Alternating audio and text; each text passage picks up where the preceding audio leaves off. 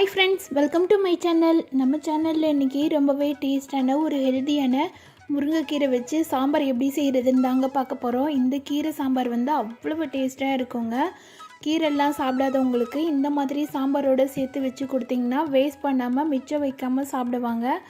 இந்த முருங்கைக்கீரை சாம்பார் வந்து நீங்கள் சாதத்துக்கும் யூஸ் பண்ணிக்கலாம், இட்லி தோசைக்கும் யூஸ் பண்ணிக்கலாம். ரொம்பவே சூப்பராக இருக்குங்க, ஹெல்த்தியானதும் கூட. வாங்க இந்த டேஸ்டான கீரை சாம்பாரை எப்படி செய்கிறதுன்னு பார்க்கலாம். கடாயில் எண்ணெய் ஊற்றிக்கலாம். எண்ணெய் வந்து ஒரு 2லேருந்து 3 ஸ்பூன் அளவு ஊற்றிக்கோங்க. கடுகு உளுந்த பருப்பு போட்டு பொரிய விட்டுருங்க. கடுகு நல்லா பொரிஞ்சு வந்தோடனே 1 ஸ்பூன் அளவு சீரகம் சேர்த்துக்கலாம்.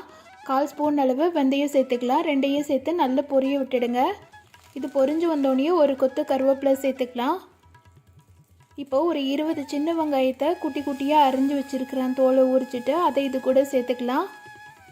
நீங்கள் எப்பயுமே சாம்பாருக்கு பெரிய வெங்காயத்துக்கு பதில் சின்ன வெங்காயம் யூஸ் பண்ணிங்கன்னா டேஸ்ட்டு ரொம்பவே நல்லா இருக்குங்க. இது மட்டும் இல்லை, சின்ன வெங்காயம் வந்து உடம்புக்கு ரொம்பவே குளிர்ச்சி தரக்கூடியது. அதனால் கண்டிப்பாக சின்ன வெங்காயம் சேர்த்து சமைங்க. வெங்காயம் லைட்டாக கலர் சேஞ்ச் ஆகிற அளவுக்கு வதக்கிக்கலாம். அதாவது ஒரு லேயராக பிரிஞ்சு வர ஆரம்பிக்கும். அந்த மாதிரியே வர வரைக்கும் நல்லா வதக்கிக்கோங்க. லைட்டாக கலர் சேஞ்ச் ஆகணும், அந்த மாதிரி பார்த்து வதக்கிட்டு இது கூட தக்காளி பழம் வந்து 3 பழம் நல்லா பெரிய பெரிய பழமாக 3 பழம் அரிஞ்சு வச்சுருக்கிறேன், அதை சேர்த்துக்கலாம். தக்காளி சீக்கிரமாக வதங்குறதுக்கு கொஞ்சமாக மஞ்சத்தூளும் தக்காளிக்கு தேவையான அளவு உப்பும் சேர்த்துடலாம். சேர்த்துட்டு லைட்டாக பரட்டி விட்டுடுங்க. பரட்டி விட்டுட்டு ஒரு லிட் போட்டு மூடி வச்சிங்கன்னா தக்காளி நல்லாவே மசிஞ்சு வந்துடுங்க. ஒரு நிமிஷத்துலேயே தக்காளி நல்லா மசிஞ்சு வந்துடும்.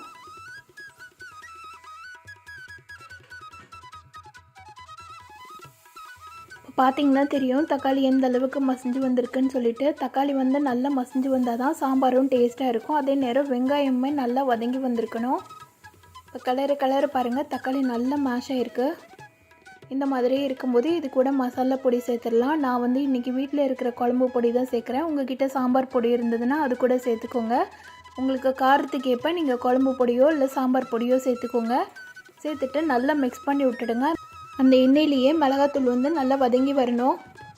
கடாயில் லைட்டாக ஒட்டுற மாதிரி இருந்ததுன்னா கொஞ்சமாக தண்ணி சேர்த்துக்கோங்க. தண்ணி வந்து ரொம்ப சேர்க்க வேண்டாம், மசாலா வதங்குறதுக்கு உண்டான தண்ணி மட்டும் சேர்த்துக்கோங்க. அந்த மாதிரி செய்யும்போது கடாயில் வந்து ஒட்டாமல் வரும். அதே நேரம் மசாலாவும் நல்லா தக்காளியோட மிக்ஸ் ஆகி வருங்க. ஒரு சிலர் எண்ணெய் வந்து ஜாஸ்தி சேர்ப்பாங்க. எண்ணெய் ஜாஸ்தி சேர்க்காமல் நீங்கள் இந்த மாதிரியும் செய்து பாருங்கள், நல்லாயிருக்கும். கொஞ்சமாக தண்ணி சேர்த்துட்டு நல்லா மிக்ஸ் பண்ணி விட்டுடுங்க. இது வதக்க லைட்டாக மேலே எண்ணெய் பிரிஞ்சு வரணும். ஒரு நிமிஷத்துக்கு நல்லா கிளறி விட்டுடுங்க. இந்த மாதிரி எண்ணெய் பிரிஞ்சு வரணும். இப்போ ஒரு அரை எலுமிச்சப்பழ சைஸ் அளவு புளியை வந்து ஒரு 2 டம்ளர் அளவு தண்ணியில் வந்து கரைச்சி வச்சுருக்கிறேன், அதை இது கூட சேர்த்துக்கலாம். சேர்த்துட்டு சாம்பாருக்கு தேவையான அளவு தண்ணியும் கொஞ்சம் சேர்த்துக்கோங்க. ஒரு 2 டம்ளர் அளவு தண்ணி எக்ஸ்ட்ராவாக 1 டம்ளர் அளவு தண்ணி சேர்த்துட்டு நல்லா கிளறி விட்டுடுங்க. கிளறிட்டு கொதிக்க வச்சிடலாம். இது கொதித்து வர்றதுக்குள்ளேயே பருப்பு ப்ரிப்பரேஷன் பற்றி நான் சொல்லிடுறேன். இதுக்கு வந்து 150 கிராம் அளவு துவரம் பருப்பு எடுத்து ஒரு 10 நிமிஷத்துலேருந்து ஒரு 1/4 மணி நேரம் வரைக்கும் ஊற வச்சுக்கோங்க. ஊற வச்சுட்டு குக்கரில் 1 ஸ்பூன் அளவு மஞ்சத்தூள், 1 ஸ்பூன் அளவு சீரகம், 1 ஸ்பூன் அளவு பெருங்காயம் இது எல்லாத்தையும் சேர்த்து 4லேருந்து 5 விசில் வச்சு வேக வச்சு எடுத்துடலாம். பருப்பு வெந்திருக்கிறது வந்து நல்லா குலைவாக வந்திருக்கணும். அப்போ தான் சாம்பார் நல்லா டேஸ்ட்டாக இருக்கணும்.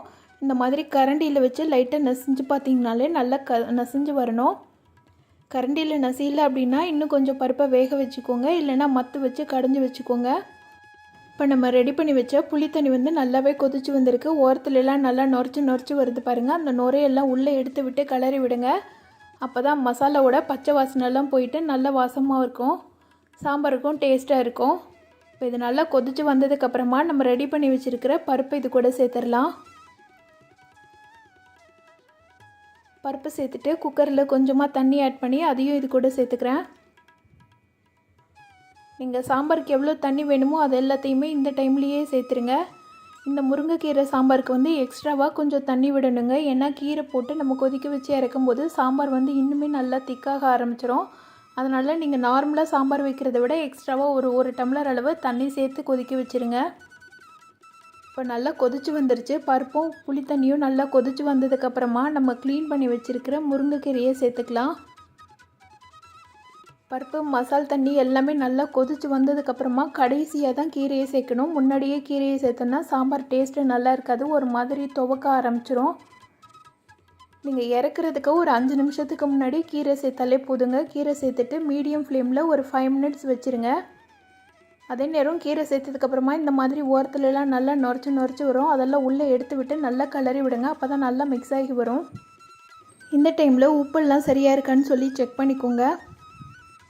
இப்போ கீரை சேர்த்ததுக்கப்புறமா மீடியம் ஃப்ளேமில் ஒரு 5 மினிட்ஸ் வந்து நல்லா கொதிச்சு வரட்டுங்க. இப்போ பாருங்கள், சாம்பார் நல்லா கொதிச்சு வந்துருச்சு. ஓரத்துலலாம் நல்லா ஏடு படிய ஆரம்பிச்சிருச்சுல்ல. இதெல்லாம் எடுத்து உள்ளே விட்டுட்டு லைட்டாக கிளறி விட்டுருங்க. வாசமும் அவ்வளவு சூப்பராக இருக்குது. அவ்வளோதாங்க, சூப்பராக டேஸ்ட்டாக ரொம்ப ஹெல்த்தியான முருங்கைக்கீரை சாம்பார் ரொம்ப ஈஸியாக ரெடி பண்ணிட்டோம். இந்த டேஸ்டான ஹெல்த்தியான முருங்கைக்கீரை சாம்பாரை நீங்களும் உங்கள் வீட்டில் நான் சொன்ன மெத்தடில் செய்து பாருங்கள். செய்து பார்த்துட்டு எப்படி இருந்துச்சுன்னு சொல்லிவிட்டு கமெண்ட் பண்ணுங்கள். இந்த வீடியோ பிடிச்சிருந்ததுன்னா இந்த வீடியோக்கு லைக் பண்ணி சேனலை சப்ஸ்கிரைப் பண்ணிவிடுங்க. Thank you friends.